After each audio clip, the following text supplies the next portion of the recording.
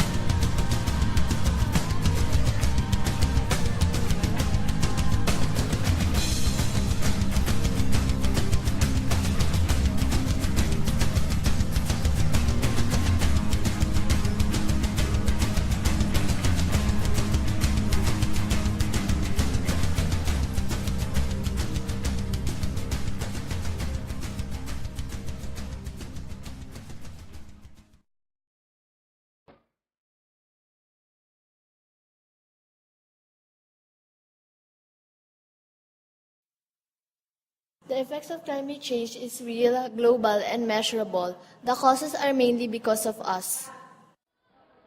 All of the daily day and local activities that we have done can lead to global effects. I am Abigail Carpio. And I am Damelin Lara. And this is the TouResearchers. When we talk about the relationship of climate change and biodiversity, we could just simply say that there is something we should know behind it. Since global warming affects the life and habitats of the animals, we gathered here in Manila Zoo to gain information about the effects of climate change to them. Dr. Heinrich Patrick Peña Domingo. I am the Manila Zoo veterinarian. Ako yung senior veterinarian. Manila Zoo is found during the time of Mayor Lacson in 1957, and then it was open to the public in 1959. So from that time until now, ito yung birth ng ecotourism, meaning pinaghahalo natin yung ecology, yung animals, plants sa tourism, di ba? Nandito yung meron tayong biodiversity, meaning samot-saring mga bagay kagaya ng, pero lahat ito may buhay na nagkakaroon ng interaction sa isa't isa. There are a lot of possibilities that climate change can give to our animals. Number one, of course the animal will be stressed. If the stress sets in, maraming pwedeng mangyari. Pwede silang magkasakit, pwede silang mahirapan ng kumain, and at the same time, pag hindi sila kumakain and they're not given or if they're not taking enough nutrition to their body, what happens next is magkakaproblema sa reproduction. So pag nagka-problema sa reproduction, kukunti na yung number ng animals natin, magkakaroon ng imbalance of nature. Climate change would affect their, has a large impact on their behavior. number one, syempre, if they are not adapted to that kind of climate, let's say, sanay sila sa malamig, tapos biglang mainit, so definitely magiging irritable sila or moody. Pagka gano'n, moody sila, so meron silang katabing kapwa nila animals, so there's a possibility na pwedeng mag-away, tapos pwedeng mag-result sa violence. Hindi magandang nabibigay talaga ng climate change sa atin dahil talagang number one ang nabibigay niya stress, and pag may stress factor talagang tuloy-tuloy na ang problema. For the animals to adapt with our climate change, it's really very, very difficult for them. So what we do, humans, tinutulungan natin sila na makapag-adapt. Number one, we provide them enough water. So just like here in the zoo, binibigyan natin sila ng tubig pag mainit at enough insulation pagka naman sobrang lamig. So kung mas maganda talaga, binibigyan sila ng vitamins, antibiotics para makapag-cope up sila sa mga pang-araw-araw nilang kabuhayan. We could say that climate change is one of the causes why kung bakit kumukonti din ang mga animals dito, animal collections natin dito sa zoo. Number one, kasi yun na, because of stress. Pero even in the wild, climate change affects yung population of the animals dahil hirap talaga sila makapag-adapt, or number one, kasi yung bahay nila kagaya ng puno, di ba? Which yan ang bahay nila. So apektado ang puno pagka may climate change. Let's say namamatay sila, yung mga puno, dahil hindi enough yung water supply. So pag namatay ang puno, mamamatay na pati yung mga animals kasi wala nang matitirahan. So it's a chain reaction. So malaki talaga ang epekto ng climate change. Climate change will impact ecosystem both directly and indirectly via flooding, wildfires, inland use, and fragmentation of natural systems. As a result, 20 to 30% of known plants and animal species are in the high risk of extinction.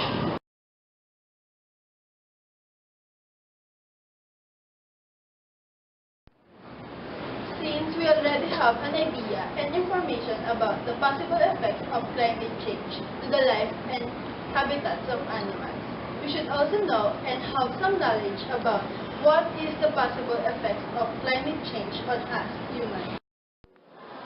Basically, global warming affects all animals, including us.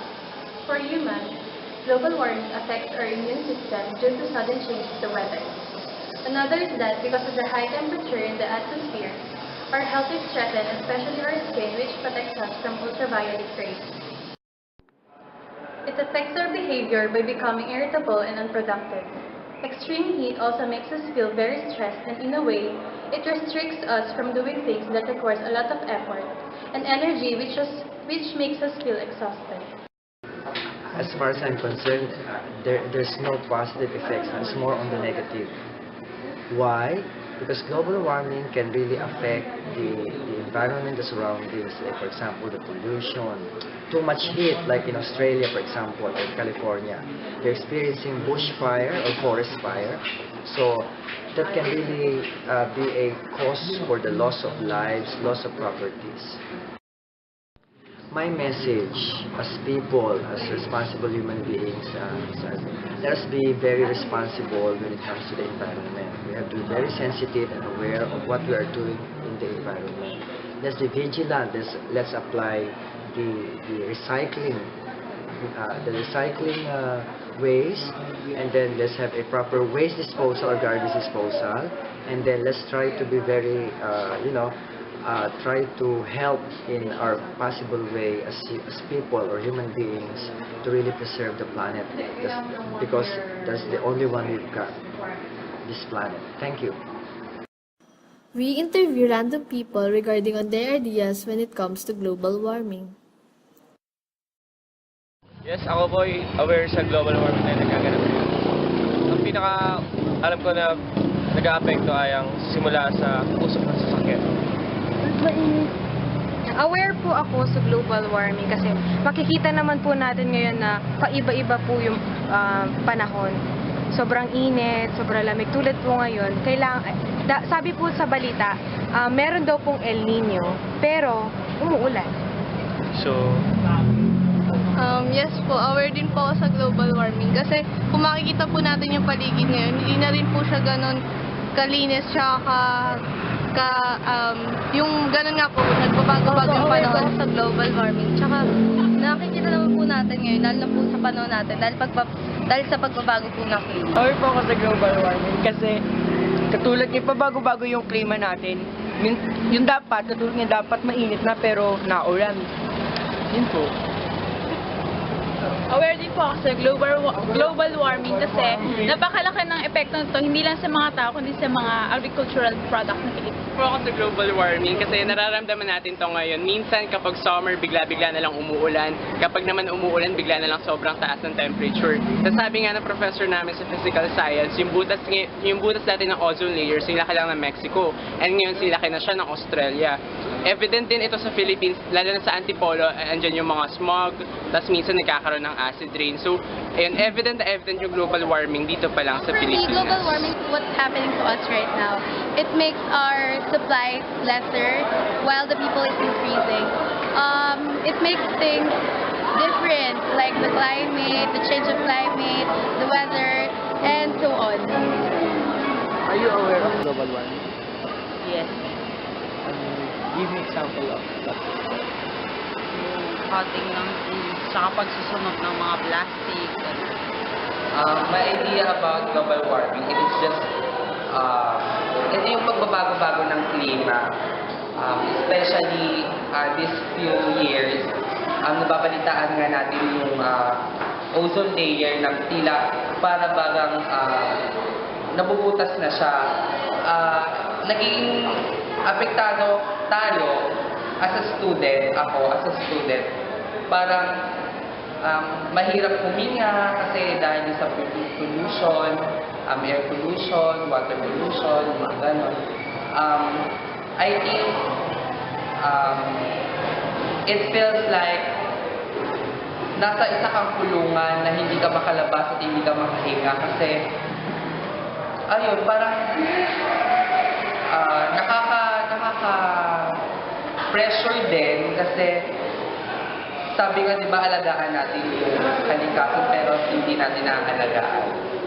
I think kailangan natin gumawa ng solusyon about this climate change.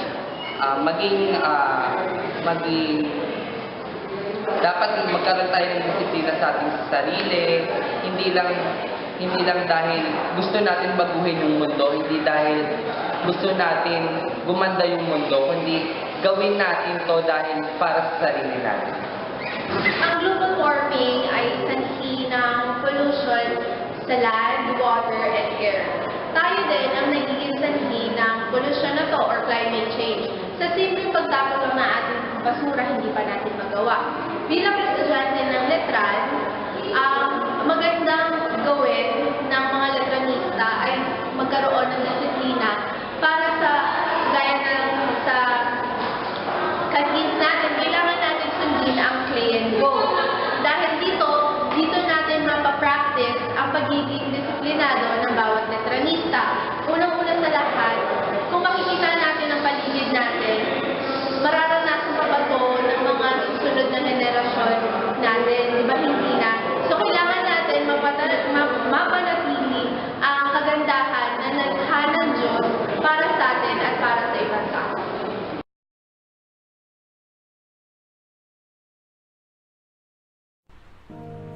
We, the earth, the animals, plants, and all of the things here on earth are all connected to each other. Now, it is up to us to make moral choices. People tend to take care of our world and not to destroy it. The lives of our children, grandchildren, and humankind is in our hands. We cannot change the past, but we can make our future. Act now when it is never too late.